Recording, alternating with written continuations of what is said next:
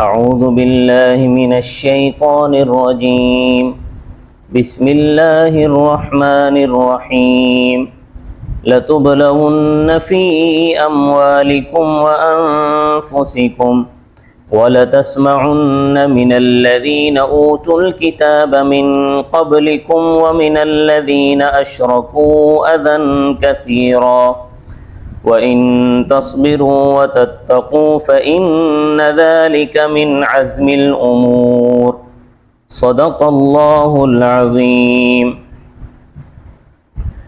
اس سے پہلی آیت میں حضرت صلی اللہ علیہ وسلم کو اور آپ صلی اللہ علیہ وسلم کے ساتھیوں کو تسلی دی گئی تھی، اور ان آیتوں میں بھی حضرت صلی اللہ علیہ وسلم اور آپ صلی اللہ علیہ وسلم کے ساتھیوں کو تسلی دی گئی ہے۔ فرمایا لَتُبْلَوُنَّ فِي أَمْوَالِكُمْ وَأَنفُسِكُمْ، البتہ ضرور تمہارا امتحان لیا جائے گا تمہارے مالوں میں اور تمہاری جانوں میں۔ مالی امتحان دو طرح کا ہو سکتا ہے۔ ایک تو یہ ہے کہ مال کے بارے میں پوچھا جائے گا کہ مال تم نے کس طرح کمایا اور کس طرح آیا عذرو شرع جائز تھا یا ناجائز تھا، صحیح تھا یا غلط تھا۔ پھر سوال ہوگا کہ مال کو تم نے کس جگہ پر خرچ کیا، جہاں تم نے خرچ کیا وہاں خرچ کرنے کا حکم بھی تھا یا نہیں تھا، یا اپنی مرضی کی۔ اس مال کے ذریعے سے اللہ کے حقوق اور بندوں کے حقوق ادا کیے یا نہیں ادا کیے۔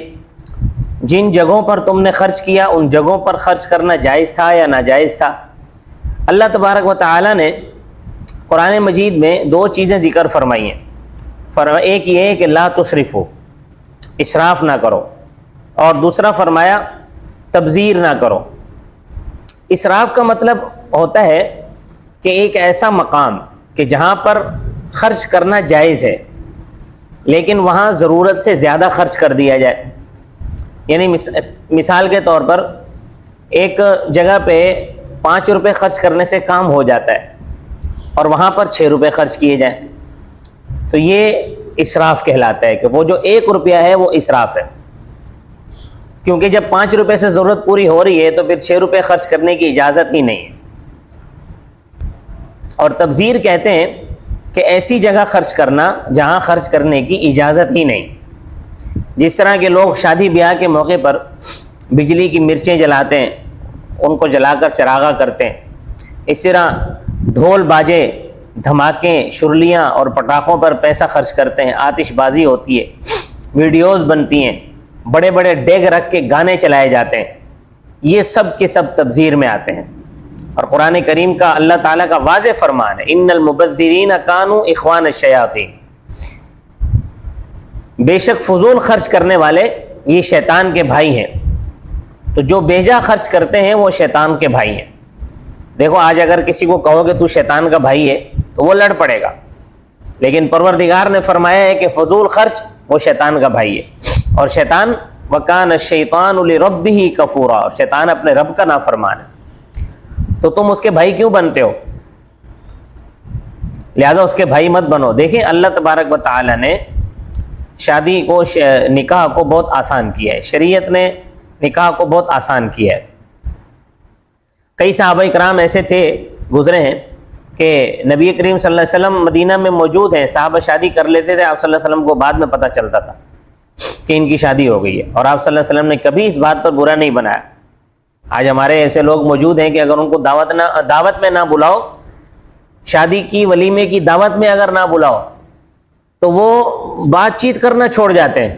یہ حالات ہیں لوگوں کے، یہ مسلمان ہیں۔ شریعت یہ سکھاتی ہے کہ اگر آپ نے اس کو دعوت پہ نہیں بلایا تو آپ سے بات چیت کرنا چھوڑ جائے کہ جی مجھے دعوت پہ نہیں بلایا تھا، تم کو رشتہ دار لگتے ہو۔ اور اس کے علاوہ جو اس پر فضول خرچیاں کی جاتی ہیں شادی کے مواقع پر، شادی کو اتنا مشکل بنا دیا گیا ہے کہ اب لوگ شادیوں سے کترانے لگے، اور شادی جتنا مشکل بنے گی زنا اتنا آسان ہو جائے گا۔ اگر شادی آسان ہوگی، نکاح آسان ہوگا تو زنا مشکل ہوگا، اور جب نکاح مشکل ہوگا تو زنا آسان ہوگا۔ تو میرے بھائی یہ جو فضول قسم کی رسمیں ہیں، میں گزشتہ دنوں میرے پاس جو ہے وہ ایک بندے نے پرچی بھیجی کہ میں اپنی بیٹی کا نکاح کرنا چاہتا ہوں, ہمارا بیٹی کا میری کا رشتہ بھی طے ہو گیا ہے, لیکن میرے پاس پیسے نہیں ہیں کہ میں اس کے نکاح پر خرچہ کروں. عجیب, پیسے نہیں ہیں تو آپ نہیں کرو خرچہ. آپ کو کس نے کہا ہے خرچہ کرو؟ شریعت تو نہیں کہتی کہ آپ خرچہ کرو. شریعت کہتی ہے کہ بس اپنی بیٹی دے دو اور اس کا حق مہر مقرر کرو. وہ حق مہر بھی دلہا ادا کرے گا. آپ کے ذمے تو کوئی خرچ شریعت نے ڈالا ہی نہیں ہے. اب وہ خاندان کے اندر یا معاشرے کے اندر یا لوگوں کے درمیان اپنی ناک رکھنے کے لیے قرض اٹھا کر بھی فضول خرچیاں کرتے ہیں. اللہ پاک ہم سب کی حفاظت فرمائے. شریعت پہ عمل کرنا بہت آسان ہے, وہ بہت زیادہ مشکل نہیں ہے. رواجوں پہ عمل کرنا بہت زیادہ مشکل ہے. تو یہ تو ہے مال کا پہلا امتحان کہ اللہ تبارک و تعالیٰ پوچھیں گے مال کہاں کمایا, کیسے خرچ کیا, آیا وہاں خرچ کرنا جائز تھا یا نہیں تھا, فضول خرچی تو نہیں کی, تبذیر تو نہیں کی. اور مالی امتحان دوسرا اس طرح بھی ہو سکتا ہے, دوسری طرح کا جو مالی امتحان ہو یہ بھی ہو سکتا ہے کہ دنیا کے اندر آدمی کا مال ضائع ہو جائے. تو جب مال ضائع ہو جاتا ہے تو اس موقع پر تم صبر کرتے ہو یا نہیں کبھی.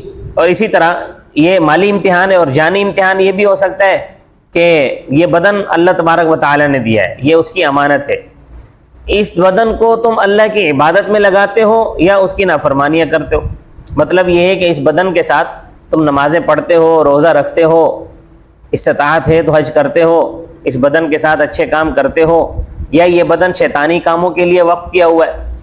اور بدنی امتحان اس طرح بھی ہوتا ہے کہ آدمی بیمار ہو جاتا ہے تو اس بیماری میں رب تعالیٰ کو یاد رکھتا ہے یا نہیں, اور اس حالت میں بھی اللہ تعالیٰ کی عبادت کرتا ہے یا نہیں. اور اس حالت میں اب عام طور پر ہوتا ہی ہے کہ عام لوگ اس طرح کرتے ہیں کہ تندرستی کی حالت میں تو عبادت کرتے ہیں, لیکن جب بیمار ہو جاتے ہیں تو عبادت چھوڑ دیتے ہیں بیماری کو بہانہ بنا کر. حالانکہ بیماری میں تو عبادت زیادہ کرنی چاہیے کہ ہو سکتا ہے اس بیماری میں موت آ جائے, لیکن بیماری کو بہانہ بنا کر عبادت چھوڑ دیتے ہیں. تو رب تعالیٰ کی مہربانی دیکھو کہ اللہ نے کتنی رخصتیں دی ہیں کہ اگر آپ کھڑے ہو کر نماز نہیں پڑھ سکتے ہو تو بیٹھ کر پڑھو, بیٹھ کر نماز نہیں پڑھ سکتے, رکوع سجدہ نہیں کر سکتے تو اشاروں سے رکوع سجدہ کر لو. تو یہ بدنی امتحان ہے. اسی طرح تکلیف میں صبر کرتا ہے یا بے صبری کرتا ہے. اگر اللہ تعالیٰ کسی کو موت دے دے تو صبر کرتے ہو کہ نہیں, یہ سب بدنی امتحان ہے. اور یہ بھی امتحان ہے وَلَا تَسْمَعُنَّ, اور البتہ تم ضرور سنو گے, مِنَ الَّذِينَ أُوتُوا الْكِتَابَ مِنْ قَبْلِكُمْ, ان لوگوں سے جن کو کتاب دی گئی تم سے پہلے, یعنی یہود و نصارہ سے. وَمِنَ الَّذِينَ أَشْرَكُوا, اور ان لوگوں سے جنہوں نے شرک کیا. کیا سنو گے؟ فرمایا اذًا کثیرا, بہت ساری اذیت, دکھ تکلیف کی باتیں سنو گے یہود و نصارہ سے بھی اور مشرکوں سے بھی. اور ایسی ایسی باتیں سنو گے کہ جو تمہارے وہم و گمان میں بھی نہیں ہوں گی.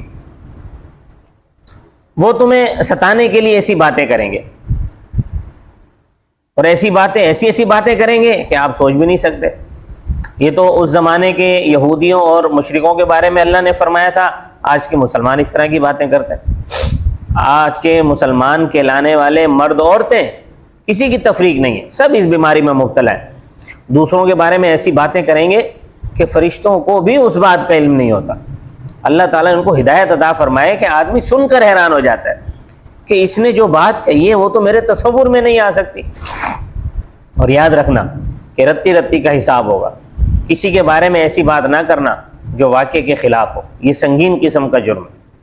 تو فرمایا کہ آپ یہود و نصارہ سے بھی سنو گے اور مشرکوں سے بھی, اور کسی نے بھی کوئی کمی نہیں کی, نہ یہود نے, نہ نصارہ نے, نہ مشرکوں نے. حضرت صلی اللہ علیہ وسلم کی ذات گرامی قدر کو لوگوں نے آپ کے سامنے, آپ کے منہ پر آپ کو مجنون کہا, آپ کو پاگل کہا, معاذ اللہ. آپ کو تو بہت بڑا, آپ کو کہا کہ یہ بہت بڑا جھوٹا ہے, معاذ اللہ.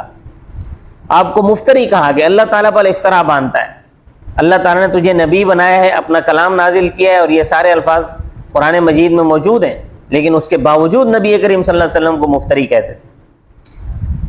داد ہے حضرت صلی اللہ علیہ وسلم کے حوصلے کو بہت بڑی داد ہے کہ آپ صلی اللہ علیہ وسلم نے کسی لفظ کا کوئی جواب نہیں دیا. یہ کوئی معمولی بات ہے کہ کسی نے منہ پر کذاب کہا, آپ کو کوئی کہہ دے جھوٹا, آپ اسے لڑ پڑیں گے.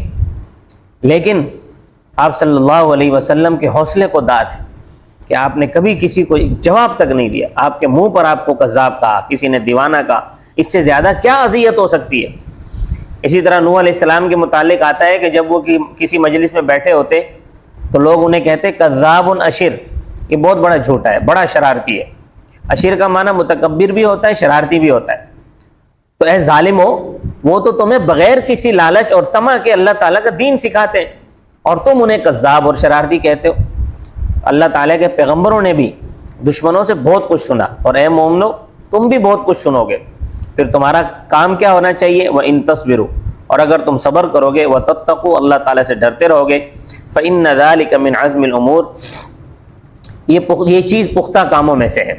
بس بے شک یہ چیز پختہ کاموں میں سے، یعنی صبر کرنا، اللہ سے ڈرتے رہنا، مضبوط، یہ اللہ کی طرف سے یہ مضبوط کام ہے۔ حوصلے اور ہمت کے بغیر یہ چیزیں حاصل نہیں ہو سکتی۔ حوصلہ بھی بڑی چیز ہے۔ اب بسا اوقات آدمی ہمت ہار جاتا ہے، بات حد سے نکل جاتی ہے تو بندہ مجبور ہو جاتا ہے، تو پھر مجبور ہو کر بد دعا بھی کرنی پڑتی ہے۔ حضرت نوح علیہ السلام نے 950 سال تبلیغ فرمائی، پھر رب تعالیٰ کی طرف سے حکم آیا لن نؤمن من قومک الا من قد آمن، کہ تمہاری قوم میں سے جتنے ایمان لا چکے ہیں ان کے سوا اور کوئی ایمان نہیں لائے گا۔ پھر حضرت نوح علیہ السلام نے بد دعا کی کہ یا اللہ لا تذر علی الارض من الکافرین دیارا، کسی کافر کو روئے زمین پر بسا ہوا رہنے نہ دے۔ یعنی جب آپ نے کہہ دیا ہے کہ اب کوئی ایمان نہیں لائے گا تو پھر یہ کافر چلتے پھرتے نظر نہ آئے۔ اسی طرح مکے والوں نے حضرت صلی اللہ علیہ وسلم کو بہت تنگ کیا، آپ صلی اللہ علیہ وسلم کے ساتھیوں کو بہت تنگ کیا، تو حضرت صلی اللہ علیہ وسلم نے مکے والوں کے لیے بد دعا فرمائی کہ یا اللہ ان پر ایسے سال قحط کے مسلط فرما جس طرح کہ یوسف علیہ السلام کے زمانے میں قحط کے سال مسلط فرمائے تھے۔ بخاری شریف میں روایت ہے، آتا ہے کہ باہر سے اناج آنا بند ہو گیا، جو پہلے سے موجود تھا وہ ختم ہو گیا، حتی اکل المیتۃ والجلود والعظام، یہاں تک کہ انہوں نے مردار جانوروں کے گوشت کھائے، خشک چمڑے پانی میں بھگو کر نرم کر کے بھون کر کھائے، ہڈیاں پیس پیس کر پھکی بنا کر کھاتے تھے۔ جب بھوک کی شدت کی وجہ سے نڈھال ہو کر اٹھتے تو سامنے دھواں ہی دھواں نظر آتا تھا، تو تنگ ہو کر تو آدمی بد دعا کر ہی دیتا ہے، لیکن اصل کام یہ ہے کہ صبر کرنا ہے۔ اللہ تبارک و تعالی مجھے اور آپ کو عمل کی توفیق عطا فرمائے۔ وما علینا الا البلاغ المبین۔